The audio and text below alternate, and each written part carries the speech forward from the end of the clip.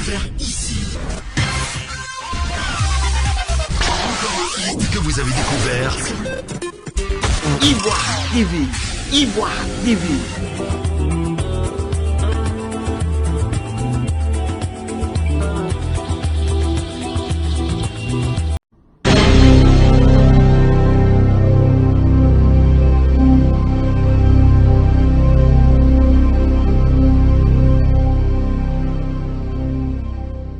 Bonjour, Madame Afoussiata Bambalamine.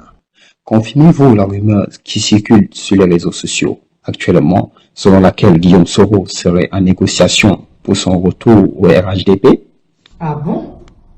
Négociation avec qui? Franchement, il faut être sérieux. Vous me donnez l'occasion, en répondant à cette question, de rassurer nos concitoyens et surtout nos militants. Rumeur pour rumeur, la même avait circulé me concernant, à savoir que j'étais en négociation pour revenir au RHDP avec à la clé un poste. De la même façon que j'ai apporté un cinglant démenti à de telles inepties, je reviens aujourd'hui dire clairement que Guillaume Soro n'a absolument aucune intention, ni aujourd'hui ni demain, de rejoindre le RHDP. Il s'agit d'affabulations qui ne trompent personne. Ces intoxications répétées expriment une certaine fébrilité de leurs auteurs. En somme, il faut savoir que nous avons définitivement tourné la page avec ce parti et les acteurs qui l'animent. Vous vous souviendrez quand même que Guillaume Soro a souhaité que le processus pour aboutir au RHDP unifié soit inclusif, qu'il se fasse dans le dialogue, que cela ne se fasse pas au forceps, en excluant les uns et les autres, notamment le PDCI-RDA. Il avait indiqué publiquement au cours d'une réunion du RDR le 29 mars 2018, puis l'a réitéré dans son discours lors de la rentrée parlementaire le 4 avril 2018 en qualité de président de l'Assemblée nationale.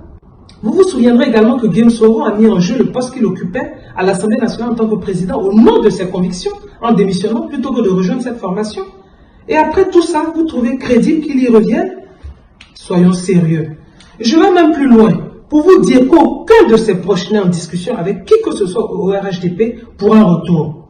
Il faut donc arrêter avec ces bêtises entretenues pour faire diversion alors que le pays traverse une grave crise. En parlant de crise, cela me permet de vous demander pourquoi on ne vous entend pas sur la question de la CE. Mais quand vous regardez ce qui a été produit, croyez-vous que cette commission réponde aux critères d'indépendance et d'impartialité?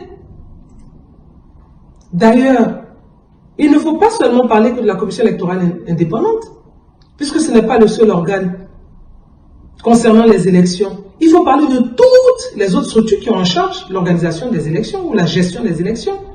Quand vous regardez tous les autres organes, du Conseil constitutionnel jusqu'à la Cour suprême, à travers la Chambre administrative qui est devenue un Conseil d'État, qui est en charge du contentieux électoral, tous sont inféodés au pouvoir. À propos de la Chambre administrative de la Cour suprême, où est passé le juge Pierre Claver-Kobo, ce magistrat qui a rendu une décision lors des municipales à Port-Boué, qui attendait plus au RHDP? Il a été purement et simplement remplacé dans la perspective des élections présidentielles de 2020. Personne ne peut imaginer que cette commission électorale soit l'organe capable d'organiser l'élection dans notre pays. Alors que M. Alassane Ouattara ne se trompe pas, bien que lui-même ne soit pas concerné par cette élection, puisque constitutionnellement, il a fait ses deux mandats. Il se tromperait lourdement de croire que cette commission puisse organiser les élections. Nous ne l'accepterons jamais. D'ailleurs, regardez le climat délétère dans lequel évolue notre pays aujourd'hui, où les élus sont jetés en prison sous n'importe quel prétexte fallacieux. Vous vous rappelez qu'au moment de l'arrestation du député Alain Lobognon, j'avais indiqué que tous les Ivoiriens étaient des prisonniers en sursis au cours de ma plaidoirie? Nous y sommes aujourd'hui. L'affaire concernant le président régional du Béquet, M. Mangwa Jacques, est une fiction digne d'une opération de barbouze. Quelle est cette république où personne n'est à l'abri d'une injustice grossièrement montée par ce pouvoir? Qu'a fait le militant du RACI, Mokhtar Diallo, pour se retrouver dans les mains de la justice? Le droit de manifester n'est-il pas constitutionnel? Quel est ce pays où la justice est prompte à agir en faveur du RHDP et muette pour tous les autres citoyens? Où en est la procédure judiciaire dans le lâche assassinat de Soro Kognon? Guillaume Soro subit à longueur de journée des diffamations et des appels au meurtre sur sa personne. Que fait le procureur de la République? Enfin, à titre personnel, j'ai été diffamé par des acteurs Ah, on a commis un crime de lèse-majesté en diffamation. Si on se plaint de se faire spolier son terrain par les non-nationaux, on est passif du délit de xénophobie.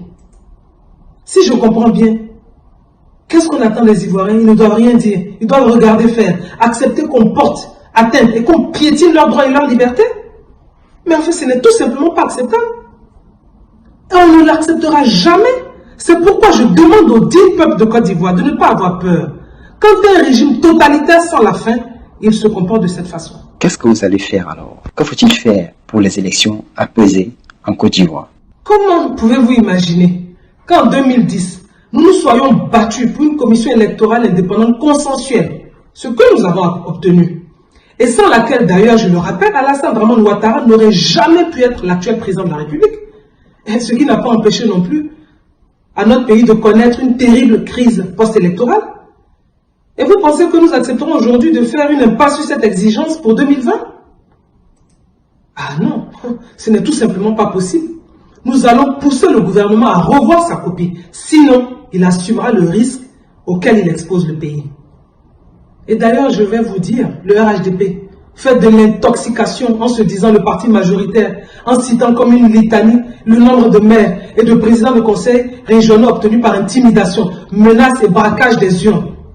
Mais enfin, si le RHDP avait réellement cette majorité clamée, pourquoi donc inféoder tous les organes chargés d'organiser les élections? D'ailleurs, le cas du président du conseil régional de Bouaké nous prouve que, justement, ils sont tous intimidés pour pouvoir entrer au RHDP. Une majorité ne se clame pas, mais elle est visible et sans ostentation. C'est bien connu que ce sont les tonneaux vides qui font du bruit. En réalité, le RHDP prépare les esprits à travers cette vaste communication d'intoxication pour dire qu'ils ne peuvent pas ne pas avoir gagné les prochaines élections du fait de leur majorité, mais qui, on vient de le voir, est une majorité factice. Il faut que les Ivoiriens sachent que ce que le RHDP fait, leur stratégie ridicule et leur jeu, nous sommes parfaitement au courant de ce qu'ils sont.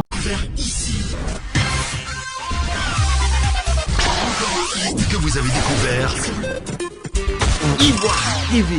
Ivoire TV.